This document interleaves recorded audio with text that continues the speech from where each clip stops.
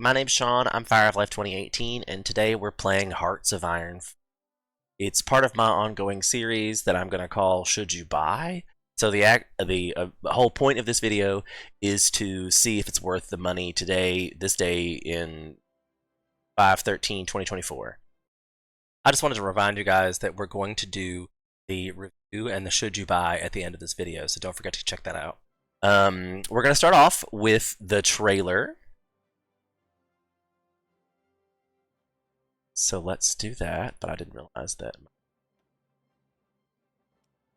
audio is still... Let's give that a minute. Alright, so we're going to start off with the trailer. Of course, this time there is no sound.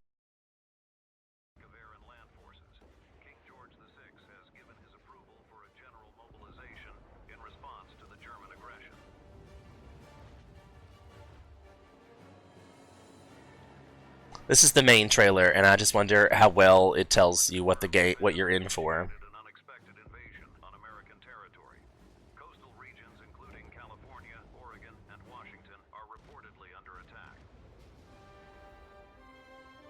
It's a grand strategy game on a global scale.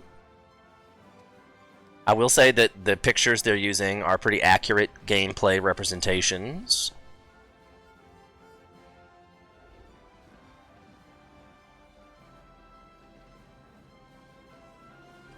Okay, fair. Fair. Forces aggressive players to think long and hard. The perfect game for seasoned strategy fans. Hearts of Iron 4. I don't know about all that, whether that was really like indicative of what the game is. Do you feel like you know what the game is about? I don't know. I would say that if you've never heard of Hearts of Iron 4 before, or have never heard of a grand strategy game before, they didn't do a great job of explaining what a grand strategy game is. The music is really good in this one, I will say. Enjoy the music. I can't say that I enjoy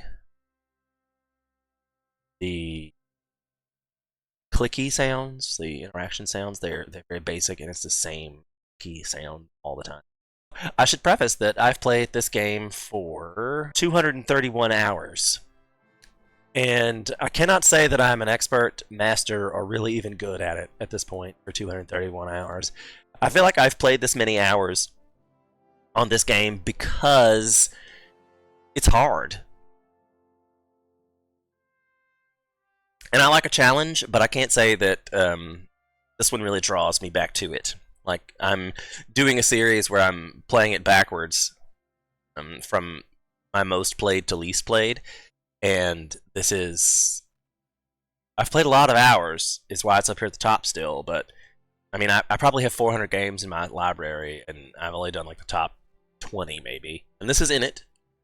So I mean, as far as the money that I spent on it, oh, it's on sale right now for $14.99. I bought it when it was $50, and I've played 231 hours. So as far as a per hour game played, it certainly was worth the money at $60 for 231 hours of entertainment.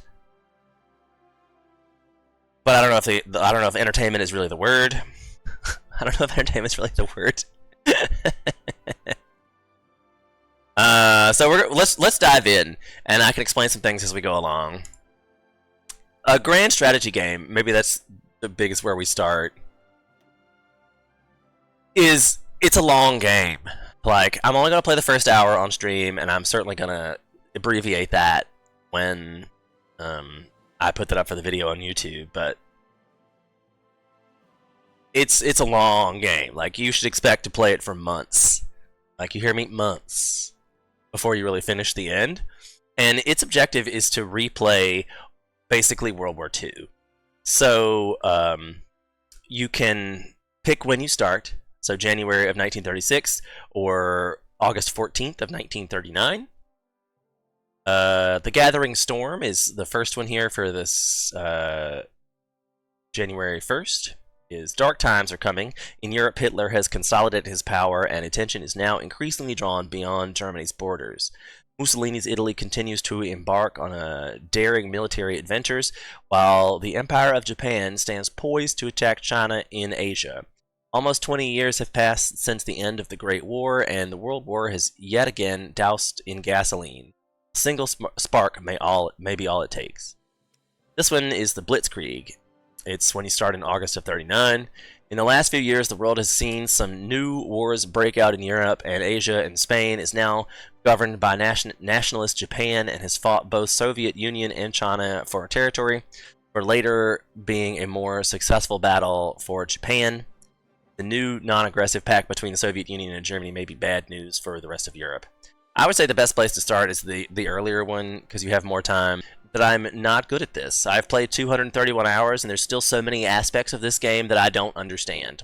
One of my own things that I don't understand is the air unitry. Like, every time I produce air things, I'm like, what? Why can I not get these to do anything? So, would love to have somebody in here who can explain this game to me.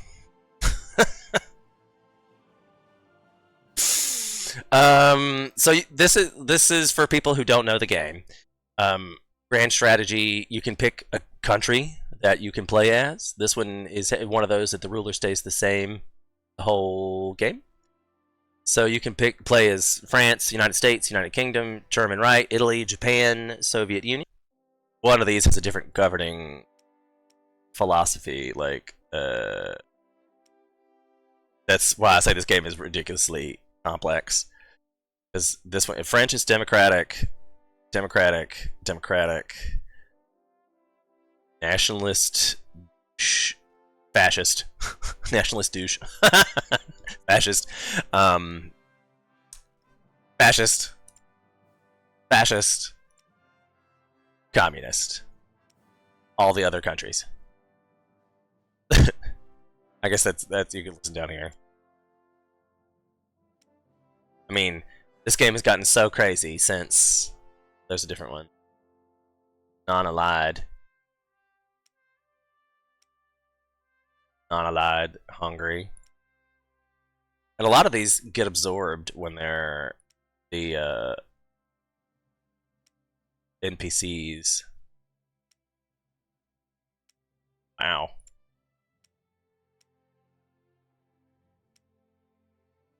Like I said, I played this when it first came out. Like that gives these replay abilities like so much because they have so many different countries to play as and so many different things to do. But let's just go ahead and go back to the United States again. Since we're playing democratic, it gives us home of the free, and it gives us our ideology drift defense. It gives us a threat receptivity. It's an AI modifier. Can create factions, which will be nice. Daily political power cost, because it gives us a direct depression, but there are ways to get rid of that. We are undisturbed isolationism is our governing strategy right now. And that gives us expected number of factories put into consumer goods is 50%. The war plan is back. It's plain to see that Germany's politics, expansionism goes far beyond any measure of sanity. They must be stopped before their war machine reaches limited intervention. It would take extraordinary aggression to draw us into war at full force, but after recent development, many people are freely willing to assess in conflicts abroad. Reestablish the gold standard. Without the gold standard, money exists as little more than an article of faith, while rampant inflation eats away at our people's savings and devalues their work. We must abandon this fiscally irresponsible path. Hey, wow! That Paradox offers like the $5 a month like subscription to the DLCs, and I think that's what I would do now. Like EU4 does the same thing, where you can pay $5 for a month and you get all of the DLCs. And maybe it's just me, but by the time I've played this game for a month, I'm well over playing it for that long. So I usually just get it for a month and then cancel it right after. That way I can just play it for a month and then it goes away. Because I don't honestly play games like that. I play too many. So I like the subscription model base, because $5 for a month of having access to all the DLCs is a great idea for me. Because that way you've purchased the game and then you can go back and just pay the $5 and play a month's worth of it, and then get all the new DLCs, all the new updates. But they give you a lot of free stuff with this one too. So alright, let's get into it. The United States retreated back into isolation at the end of the last war and enjoyed a period of economic prosperity during the Roaring Twenties. This came to a dramatic end when the nation was gripped by the Great Depression. American policies of non-intervention in foreign wars has stood firm, but tensions are rising in both Europe and Asia. The great neutral may find itself drawn into the maelstrom, whether it wants to or not. And I'll leave historical focuses on. Like, that's another thing that adds to the replayability quotient of this one is the historical focuses. That gives a lot of replayability, not to mention the difficulty level. So there is that. So no achievements. We're gonna just play on regular load because, like I said, I don't. Okay. So hey, there's the good old U. Oh my gosh, I really hate a game that doesn't have movement with ASW keys. It's not me. I need some ASW keys. So wow, this is like any other grand strategy game. It just takes so much to start. Okay, I chose to speed this part up because Hearts of Iron 4 is immensely complicated. And when I was going through editing it, I was like, well, what do I cut out of this? Like, this is really me explaining the basic concepts of the game. I haven't really even gotten into like full-on action playing it yet, but it's a very, very complicated game. I cannot express that enough. That complex nature of this game is what makes it amazing, but it's not for everybody. It's definitely a grand strategy game. This kind of game will take you months to play and years to understand. During the live stream of this, I had a person who had played this for 1,600 hours, still said he kinda got it.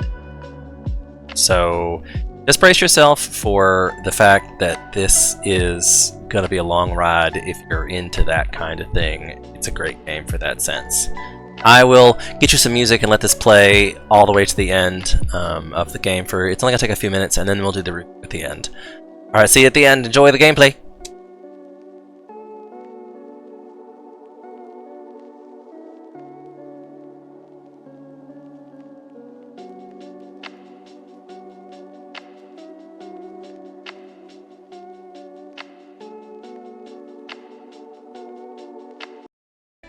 Okay, so we are now at the end of the video. We have played 231 hours of this video. And the question to the audience is, should you buy this game? I say the answer is certainly yes at this point because it's only $14.99 on sale right now. I'm not sure I'd pay $59 for it at this point. Unless I'm super into World War II or super into Grand Strategy or super into playing the same game for hundreds and thousands of hours, then this one's for you. This is one of those games that you could certainly devote your whole life to and still not understand it. So if that's crucial to you, then yes. I give it a 10 out of 10 on the replayability because, like I said, this is one of those games you could play forever and not really understand. The story's not so much. You could read about World War II. There's been lots of movies about World War II, and the story doesn't change. So, like, maybe the story could be interesting to you. Wanted to go back and play things that were not historical AI focused. They changed that and it would give you some more replayability, but I don't know about much story. So I gave it a 2 out of 10 on that one. Scream factor is a 0 out of 10. There's nothing really bloody gory in this one. Multiplayer is yes. Good as a multiplayer, that's hard to rate because good luck getting someone to play that multiplayer. It's one of those long games. It takes forever. So trying to coordinate the times with somebody to play it collectively, like I've never been able to finish a game with anybody in multiplayer, so that's hard to rate. Like, yes, the capability to play is there.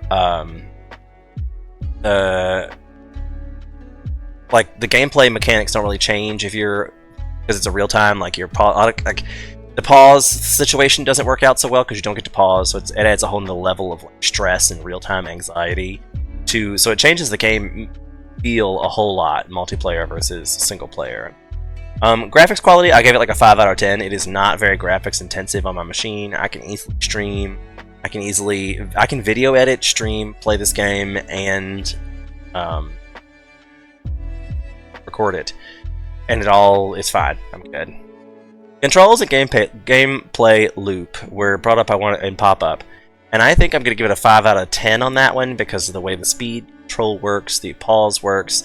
Pop-ups come up on the screen, you have to pause it, it doesn't automatically pause, and like, do you want it to automatically pause, and then how many pop-ups are you getting, and then like the game pace is a little weird because of the pausing and speeding up thing. So I don't know if I'd give it a 5 out of 10 on that one. Cost per hour gameplay is when I came up on this metrics. I paid $50 for it when I first bought it. Paid 231 hours in it, so that's 22 cents an hour. That's pretty good ratio for entertainment value, especially for right now, for it being the $14.99 or whatever on Steam. So I highly recommend that you go purchase it while it's on sale, but I'm not sure I'd pay full price for it. So there you go. Good luck, Godspeed, take care of one another, don't forget to like, subscribe, and follow, and we'll see you on the next one.